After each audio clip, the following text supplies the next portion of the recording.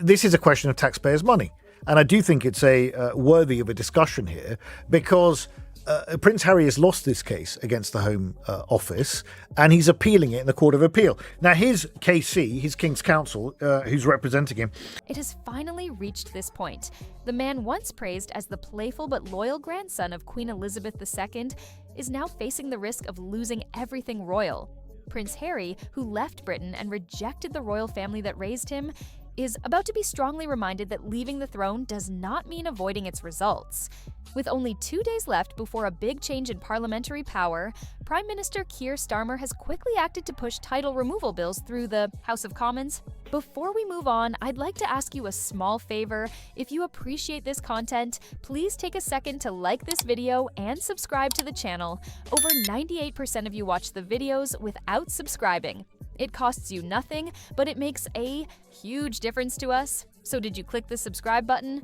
Great. Thank you so much. Now back to the video. Said that his life was at stake if his security was not reinstated. I mean, really? Honestly? I mean, do we believe that? Look, I've got nothing against Prince Harry. I like the guy. I think he was the most popular royal for a long period of time. I've even danced alongside Prince Harry at a nightclub in the West End. I've got nothing against him at all. He's a perfectly nice guy. Legislation that directly targets Harry and Meghan, taking away their remaining royal titles. And if that was not enough, the Sussexes are now facing a $500,000 tax penalty placed by the UK government for what is being called the ongoing misuse of royal privileges while avoiding British tax duties. Let's break this down. The first big hit is the title removal bill introduced and rushed through Parliament by the Labour-led government. It says that individuals who choose to step away from royal duties. Should the taxpayer, should you and I have to spend our taxpayer hard-earned pounds when there are so many other challenges to face in the world right now, funding his security when he has decided to leave the country of his own accord? Yeah. Continue to use or make money from their titles can now legally have those titles taken away by the Crown with Parliament's support. It is a new law aimed directly at the unclear space Harry has lived in since leaving. While he still officially holds the Duke of Sussex title and is often called Prince Harry in the media, the bill once passed would make it clear no duty, no title. Harry's supporters may say he never asked for the titles to be removed, but what he has done says everything. The case that he's not offered protection. He is offered protection where it is deemed appropriate, and he has to give 30 days notice. I mean, what's wrong with that? I mean, he's not coming back here every other day. So why should he be entitled to the full the full-on package that his brother... From Netflix shows painting the royal family as villains to podcast episodes where he calls royal tradition trauma, Prince Harry has spent the last 4 years tearing down the institution, all while making money from the very titles he says he dislikes. It is that contradiction that Parliament now wants to end once and for all. And it's not just one party pushing this. What makes the situation even harder for Harry is that the title removal bill is supported by members of all parties. No longer a serving active member of the royal family. I suppose, I find it all a bit odd. I mean, a Telegraph poll reveals that most voters are not in favour of that taxpayer-funded type security. I find it a little bit self-indulgent, bordering on narcissistic, frankly. Members of the Conservative Party, Liberal Democrats, and Labour have all shown support. This is not about personal grudges or royal gossip. It is about protecting the rules of the Constitution. Many MPs have said clearly that no private citizen should be allowed to act royal for profit, especially while attacking the monarchy in the media. That brings us to the second and more urgent blow, the sudden and heavy $500,000 tax bill sent by UK tax officials.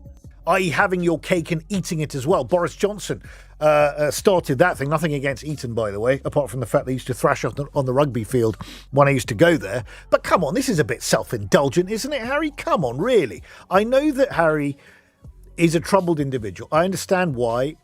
Losing his mother. According to new leaked papers and Parliament reports, this is not just a tax for the future. It is a backward demand that covers hidden income made from UK projects, royalties, and benefits going back to when they started their money-making work after leaving the royals.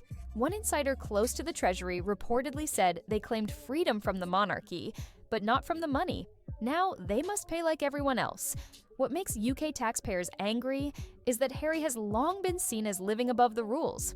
He has lived in a California mansion, flown on private jets, and signed multi-million-dollar content deals. Young, the massive toll that would have taken. We know about it. We've read about it in Spare. Fully sympathetic with it, fully empathetic with it, in an institution that is not always the best at dealing with these kinds of things. I think we can all empathise with that.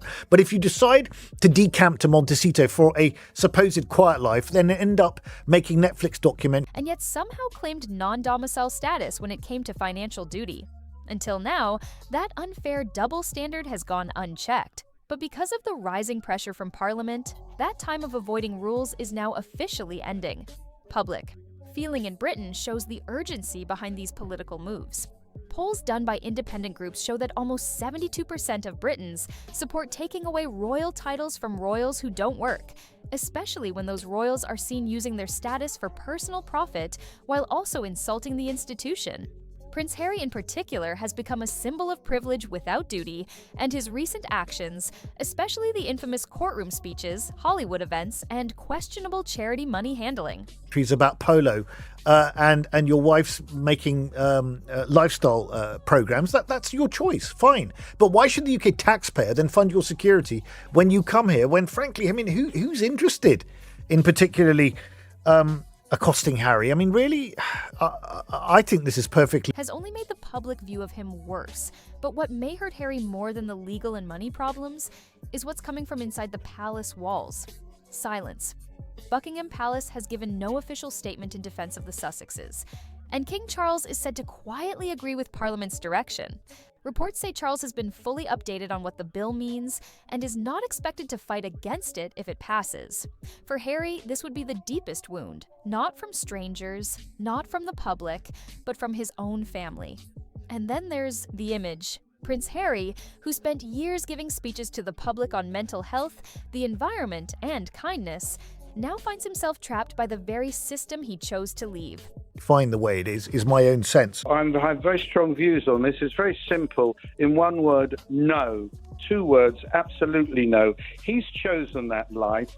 He has chosen to berate his family. He has said some awful, unpleasant things. He does get security. Exposed not as a leader or a helper, but as a man trying to make money from a monarchy, he said he wanted to leave. His constant complaints about royal duties, press attention, and family coldness are now losing meaning because of his own actions. He says he wants privacy, yet he sues newspapers for writing about him. He says he wants healing, yet he shares private family issues on worldwide TV. He says he wants independence, yet still uses a title given by the very institution he now attacks. Parliament, it seems, has had enough. Keir Starmer's timing could not be more planned. With 2 days left before a political change, his move to demand royal accountability fits perfectly with the public's anger at rich figures using national institutions for their own benefit. It's not just about Harry. It's about making a rule if he can be held accountable. It doesn't work that way, Harry. You've chosen it, now get on with it. And suddenly decides he doesn't like it. And by the way, if I may very courteously ask, who the hell would want to even kidnap him?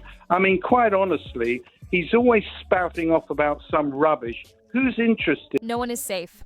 And for Starmer, it's a way to both protect the Constitution and remind the country that royalty is a privilege, not a personal brand. If the bills pass, and all signs say they will, Harry will lose all symbolic power. No more.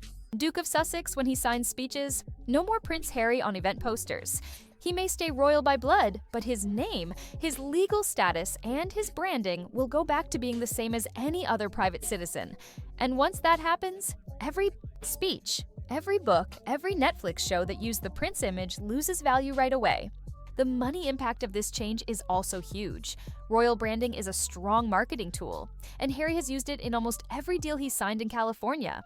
From Heart of Invictus to Archetypes, the main selling point was always the same: royal insider who left it all.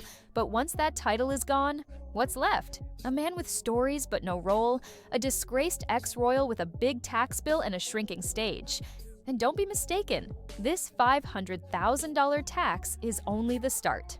when he comes back, of a sort, and your previous guests explained that. He wants exactly what he and his awful wife have always wanted.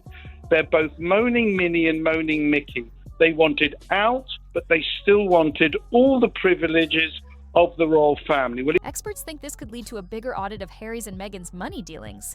People are now asking how they listed income, where they reported royalties, and if their charities were set up in ways that protected profit instead of showing honesty. If this pressure keeps going, Harry may soon face not just political punishment, but also legal checks across countries.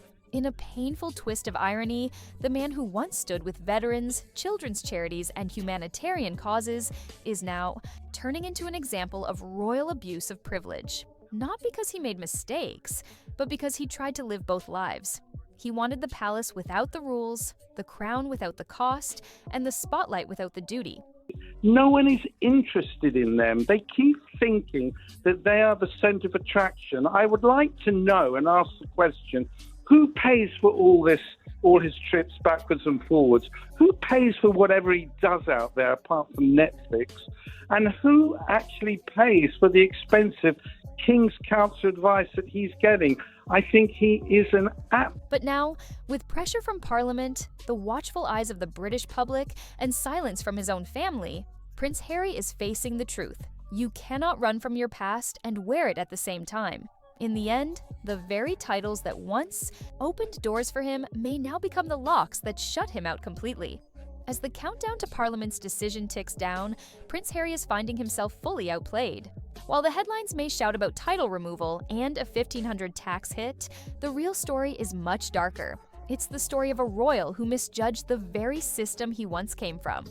Prime Minister Keir Starmer's quick move with the title removal bill, along with HMRC's hard push on money matters, has made one thing clear. Prince Harry is no longer untouchable. Money from the use of that title. I remember that all the time during the Queen's reign. Well, that just has suddenly gone.